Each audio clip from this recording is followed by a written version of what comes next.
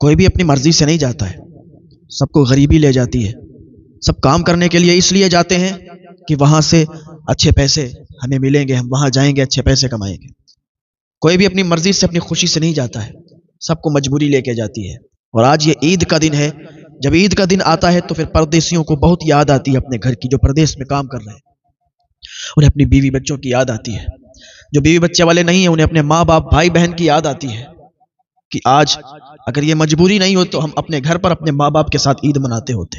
اکثر نوجوان مجھے ملتے ہیں، کوئی پنجاب کام کر رہا ہے، کوئی ہریانہ کام کر رہا ہے، کوئی کہیں کام کر رہا ہے، کوئی حیدرآباد کام کر رہا ہے، تو کبھی ملاقات ہوتی ہے تو وہ بتانے لگتے ہیں کہ حضرت مجبوری لے کے آتی ہے، مجبوری میں ہم یہاں کام کر رہے ہیں، ہمیں صحیح سے کھانا بھی نہیں مل رہا ہے، گھر والوں کی بہت یاد آتی ہے، گھر والوں کی یاد ستاتی ہے، لیکن کیا کریں، مجبوری ہے۔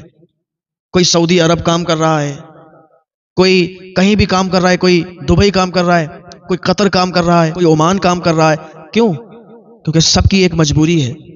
کوئی بھی اپنی خوشی سے نہیں جاتا ہے کہ بھائی میں وہاں جاؤں گا اور وہاں پر آرام سے رہوں گا، عیش و عشرت کروں گا، نہیں، سب جاتے ہیں پیسے کمانے کے لیے۔ اور جب عید کا دن آتا ہے، جب ایسی کوئی خوشی کا دن آتا ہے تو پھر گھر والوں کی بہت یاد آتی ہے کہ اگر آج ہم ساتھ میں ہوتے تو بیٹھ کے کتنا مزہ آتا، کتنا اچھا لگتا کہ گھر کے سارے لوگ ساتھ میں ہوتے اور ہم عید والے دن گھر پہ ہوتے۔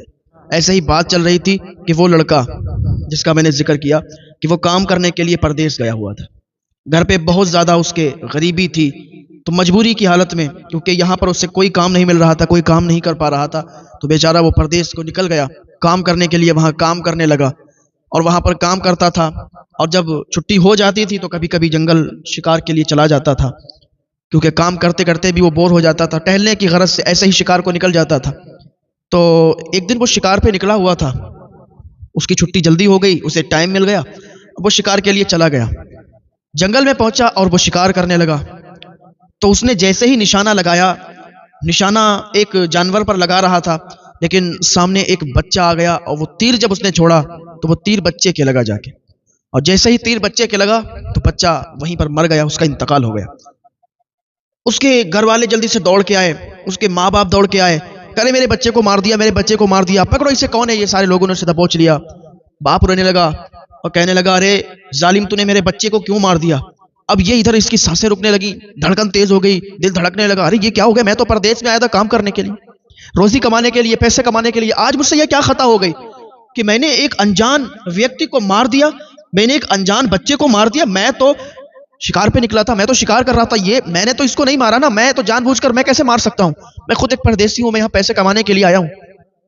اس کے ماں باپ بولے کہ نہیں، تجھے سزا ہونی چاہیے، ہم بھی تیری جان چاہیں گے اور تجھے بادشاہ کے سامنے کھڑا کر کے تیر تیرے سینے میں چبھوئیں گے، تجھے بھی جان سے مار ڈالیں گے، تو نے میرے بچے کو مارا ہے، تو نے جان بوجھ کر میرے بچے کو مارا ہے، میرا بچہ یہاں کھیل رہا، تیری شکار میں اڑچن پڑی ہوگی، تو نے میرے بچے کو مار دیا۔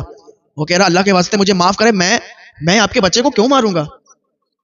کیا مجھے پتا نہیں ہے میں ایک نیک انسان ہوں؟ میں نے آپ کے بچے کو جان بوجھ کر نہیں مارا، مجھے معاف کریں، میں نے غلطی سے، میں تیر کہیں اور چلا رہا تھا، نشانہ کہیں اور لگا رہا تھا اور آپ کا بچہ بیچ میں آ گیا۔ اس کے باپ نے کہا، دیکھ میرا بیٹا یہ بڑی منتوں سے پیدا ہوا ہے، میرے بیٹے کو میں بہت مانتا ہوں، بہت چاہتا ہوں، اس لیے کہ میرا ایک ہی تنہا بیٹا تھا، میں اس سے بہت محبت کرتا ہوں، بڑی منتوں سے یہ مجھے ملا ہے، دل و جان سے اسے میں چاہتا ہوں۔ ایک بار اس کی طبیعت خراب ہو گئی تو میں ڈاکٹر کے پاس گیا، میں نے اس کے علاج میں کوئی کمی باقی نہیں رکھی، میں نے اس کا علاج کرایا، میں نے ڈاکٹر سے کہہ دیا جو بھی ہو، جتنا بھی پیسہ ہو تم خرچ کرو، میرے بچے کو بچاؤ، تو ڈاکٹر نے بہت اچھا علاج کیا اور میرا بچہ بچ گیا۔ ایسے ہی ایک شخص، اس کا بیٹا جب بیمار ہوا تو ڈاکٹر کے پاس آیا اور کہنے لگا، ڈاکٹر صاحب یہ میرا بیٹا ہے، اسے بچا لیجئے۔ ڈاکٹر نے کہا کہ اس کے ایک نلی اس کے دل میں پڑے گی، ایک نلی تمہارے دل میں پڑے گی، ایسا ہی اس نے کچھ بتایا کہ یہ کانٹیکٹ ہوگا آپ کے دل سے اس کے دل کا، آپ کی طرف سے خون اس کی طرف جائے گا، تب ہی آپ کا بچہ بچ سکتا ہے۔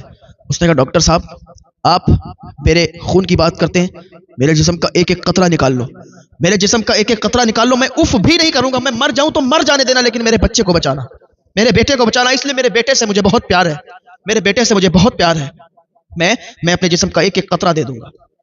یہ باپ کی محبت بھی بڑی عجیب ہوتی ہے، ماں تو پیار کرتی ہے تو دکھتا ہے، بہن بھائی پیار کرتے ہیں تو دکھتا ہے، اور رشتے دار پیار کرتے ہیں دکھتا ہے، لیکن باپ کی تنہا ایک ایسی محبت ہوتی ہے کہ باپ دور کھڑا ہو کے اپنے بچے کے لیے خوش ہوتا ہے، دل میں مسکراتا ہے. تو اتنا پیار تھا اسے، اس نے کہا تھا خون کا قطرہ لے لو، میرے بیٹے کو بچا لو، میں مر جاؤں تو کوئی بات نہیں ہے لیکن میرا بیٹا بچنا چاہیے. یہ ہوتی ہے باپ کی محبت. ماں باپ اپنے بچوں سے بہت پیار کرتے ہیں.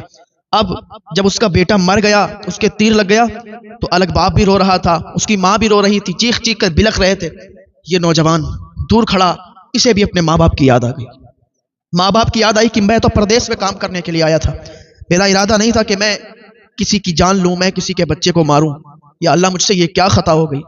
میرے ماں باپ سنیں گے میں تو پردیس میں، ان کے دل پر کیا گزرے گی کہ میرا بیٹا تو پردیس میں گیا تھا، اس کے ساتھ کیا حال ہوگا. میرا بیٹا پردیس میں ہے، نہ جانے اس پر کیسی گزر رہی ہوگی. میں ادھر اگر اتنا پریشان نہ بھی ہوں لیکن میرے ماں باپ بہت پریشان ہوں گے.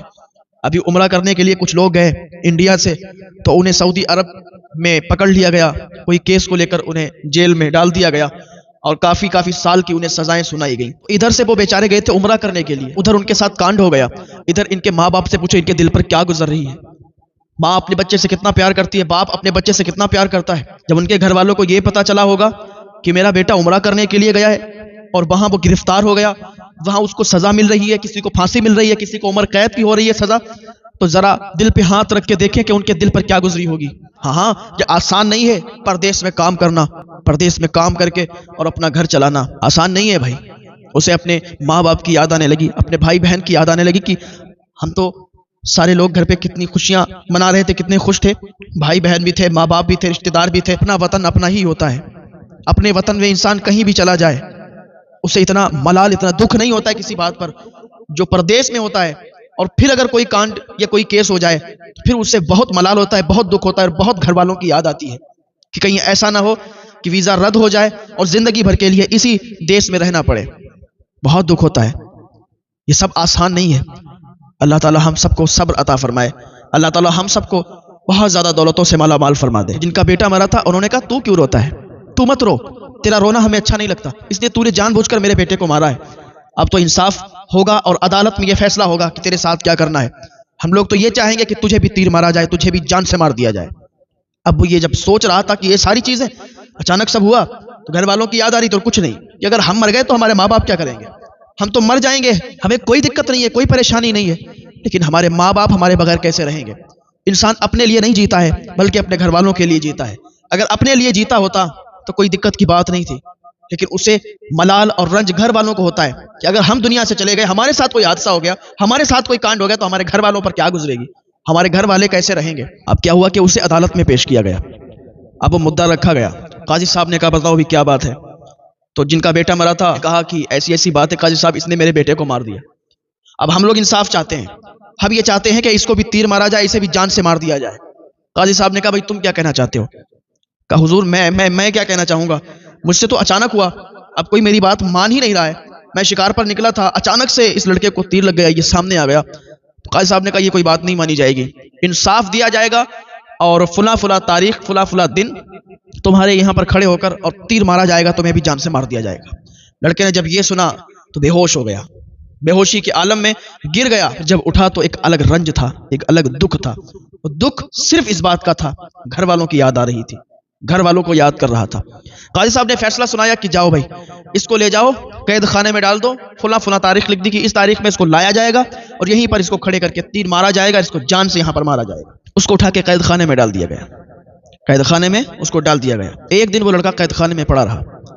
دوسرے دن اس نے وہاں کے جیلر کو بلایا اور کہا صاحب میں مسلمان ہوں اور میں سچا ہوں، آپ سے میں ایک وعدہ کرتا ہوں، آپ مجھے ایک دن کی مہلت دے دیں، مجھے ایک دن کے لیے چھوڑ دیں. میں آپ سے وعدہ کرتا ہوں کہ آپ کے دیے ہوئے ٹائم پر میں واپس لوٹ کر آؤں گا. کچھ امانتیں ہیں لوگوں کی میرے پاس رکھی ہوئی، میں ان کو دے کے اور پھر واپس آ جاؤں گا. میں مسلمان ہوں، مجھے بھروسہ رکھیں مجھ پر. میں جو وعدہ کروں گا وہ جھٹلاؤں گا نہیں. ایسا نہیں کہ میں یہاں سے بھاگ جاؤں گا. اگر میں یہاں سے بھاگ کے چلا جاؤں گا تو اللہ کو کیا منہ دکھاؤں گا. آج اگر ہم بے قصور ہی صحیح تو کیا ہوا، لیکن ہمیں جان سے مارنے کی سزا دے دی گئی ہے تو ہم پھر واپس آئیں گے، آپ سے وعدہ کرتے ہیں. جیلر نے کہا کیسی باتیں کرتے ہو، کوئی یہاں سے جا کے پھر واپس آیا ہے، مجھے سمجھا رہے ہو، میں تو تمہیں نہیں چھوڑوں گا. کہا صاحب آپ کیسی باتیں کر رہے ہیں، کیا آپ کو پتا نہیں ہے کہ مسلمان اگر وعدہ کر دے تو پھر اس وعدے کو نبھاتا ہے. مسلمان جھوٹا وعدہ نہیں کرتا. ایک مسلمان کا بچہ سچا وعدہ کرتا ہے اور اس وعدے کو نبھاتا ہے. آپ کو بھروسہ نہیں ہے ہم پہ؟ آپ آزما کر دیکھ لیں مجھے۔ جیلر کے سمجھ میں آ گئی، اس کا دل نرم تھا، اس نے سوچا کہ ٹھیک ہے میں چھوڑ دیتا ہوں۔ اسے معلوم تھا کہ ایک مسلمان جھوٹا وعدہ کر ہی نہیں سکتا ہے، ایک مسلمان جھوٹا وعدہ کر کے کبھی بھی کسی کا دل نہیں دکھا سکتا۔ اس جیلر نے اسے چھوڑ دیا، اور چھوڑ دیا تو وہ چلا گیا۔ اب ادھر جو ٹائم تھا وہ ٹائم بھی آ گیا جو مقرر کیا تھا قاضی صاحب نے۔ عدالت لگ گئی۔ اب قاضی صاحب نے کہا اسے بلاؤ جو قید خانے میں اس کو ڈالا تھا، آج اس کو تیر مارا جائے گا اور اس کو جان سے مار دیا جائے گا۔ تو جیلر بھی کھڑا تھا، تو جیلر سے قاضی صاحب نے دوبارہ کہا کہ بھائی بلاؤ، کیا ہوا، آپ ابھی تک اس کو لائے نہیں۔ تو جیلر نے ساری بات بتا دی کہ قاضی صاحب ایسا ہے کہ وہ کہہ رہا تھا کہ میں واپس آ جاؤں گا، اسے میں نے چھوڑ دیا اور مجھے یقین ہے کہ وہ واپس آئے گا۔ قاضی صاحب نے کہا کیا بات کرتے ہو جیلر، کیا تمہارا دماغ صحیح ہے؟ کیا تمہارا دماغ صحیح ہے، حاضر ہے؟ تم ایسا کیسے کر سکتے ہو؟ تم تو ایک ذمہ دار جیلر ہو۔ کیا تمہیں اسی لیے رکھا گیا کہ تم ایک قیدی کو چھوڑ دو؟ ایسے تو تم سارے قیدیوں کو چھوڑ دو گے۔ اس نے کہا قاضی صاحب آپ صبر رکھیں، مجھے پتا ہے کہ مسلمان جو وعدہ کرتا ہے اس وعدے کو نبھاتا ہے، مجھے یقین ہے، پکا یقین ہے کہ وہ واپس آئے گا اور یہاں پر اپنی جان دے گا۔ قاضی صاحب نے کہا شاید تم پاگل ہو گئے ہو، کوئی اپنی جان دینے کے لیے اور یہاں سے بھاگ چکا ہے جو وہ اپنی جان دینے کے لیے واپس آئے گا؟ اگر نہیں آیا تو جیلر یاد رکھنا تجھے ہی وہاں پر کھڑا کیا جائے گا اور تجھے ہی تیروں سے چھلنی کیا جائے گا۔ یہ تو نے بہت بڑا جرم کیا ہے، بہت بڑا تو نے گناہ کیا ہے کہ تو نے ایک قیدی کو چھوڑ دیا ہے اس بنا پر کہ وہ واپس جان دینے کے لیے آئے گا۔ تیرا دماغ خراب ہو گیا ہے، ایسا نہیں ہوتا ہے، قیدی بھاگ کر واپس نہیں آتا ہے۔ ابھی یہی باتیں چل رہی تھیں کہ کافی دیر ہو گئی۔ اب قاضی نے یہ حکم دے دیا کہ جیلر کو وہاں پر کھڑا کیا جائے اور اس کے جسم کو تیروں سے چھلنی کر دیا جائے، اس کو جان سے مار دیا جائے، کیونکہ اس نے یہ گناہ کیا ہے، یہ جرم کیا ہے ایک قیدی کو چھوڑ کر، جو کہ یہ کہتا ہے واپس آئے گا، ہمیں امید ہے کہ وہ نہیں آئے گا، اور جیلر کہہ رہا تھا ہمیں امید ہے وہ آئے گا۔ ابھی یہی بات چل رہی تھی کہ حکم قاضی نے دیا کہ کیا دیکھتے ہیں کہ وہی لڑکا وہ عدالت میں آ گیا اور کہنے لگا معاف کریں میں تھوڑی دیر سے پہنچا، کشتی نہیں مل پائی تھی تو اسی لیے تھوڑی سی دیر ہو گئی، معاف کریں، اب میں تیار ہوں اپنی جان دینے کے لیے، مجھے جہاں پر بتاؤ میں وہاں پر کھڑا ہو جاؤں گا، میرے جسم کو تیروں سے چھلنی کر دو۔ جب اتنا سنا اس کے باپ نے، اس کی ماں نے کہ جس کا بچہ مرا تھا، کہا کہ تو کیسا انسان ہے، تو تو یہاں سے چلا گیا تھا، تو چاہتا تو واپس نہ آتا، تو چاہتا تو اپنا وعدہ توڑ بھی سکتا تھا، لیکن تو جان دینے کے لیے اپنے جسم کو تیروں سے چھلنی کروانے کے لیے آیا ہے، کیا تیرا دماغ خراب ہے؟ کیا تجھے عقل نہیں ہے؟ اس نے کہا میں صحیح ہوں، میرا دماغ بھی صحیح ہے، مجھ میں عقل بھی ہے، لیکن میں اپنے وعدے کو توڑ نہیں سکتا۔ میں نے اس جیلر سے وعدہ کیا تھا، میں اس نبی کا امتی ہوں جس نے کبھی جھوٹ نہیں بولا، میں اس نبی کا امتی ہوں جس نے اپنی امت کو کبھی غلط راہ نہیں دکھائی، میں اس نبی کا امتی ہوں جس نے دشمنوں سے بھی پیار کیا، میں اس نبی کا امتی ہوں جس نے دشمنوں کو بھی دعائیں دی ہیں۔ میرے نبی کو تکلیفیں دی گئیں لیکن میرے نبی نے کبھی ان کے لیے بد دعائیں نہیں کی، اگر چاہتے تو بد دعا کر دیتے۔ طائف کے میدان میں میرے نبی کو پتھر مارے گئے، میرے نبی کے پنڈلیوں سے خون نکل رہا تھا، لیکن میرے مصطفیٰ جان رحمت صلی اللہ تعالی علیہ وسلم نے کبھی بھی بد دعا نہیں کی۔ فرشتے آ گئے، یا رسول اللہ صلی اللہ علیہ وسلم آپ فرمائیں، پہاڑ کو اٹھا کے 2 ٹکڑے کر دیں گے، پورا طائف تباہ و برباد ہو جائے گا، آپ حکم تو فرمائیں۔ حضور فرماتے ہیں کہ نہیں، میں اس امت کے لیے رحمت بن کر آیا ہوں، زحمت بن کر نہیں آیا ہوں۔ آج یہ نہیں سمجھتے تو کیا ہوا، ان کی آنے والی نسلیں کلمہ پڑھیں۔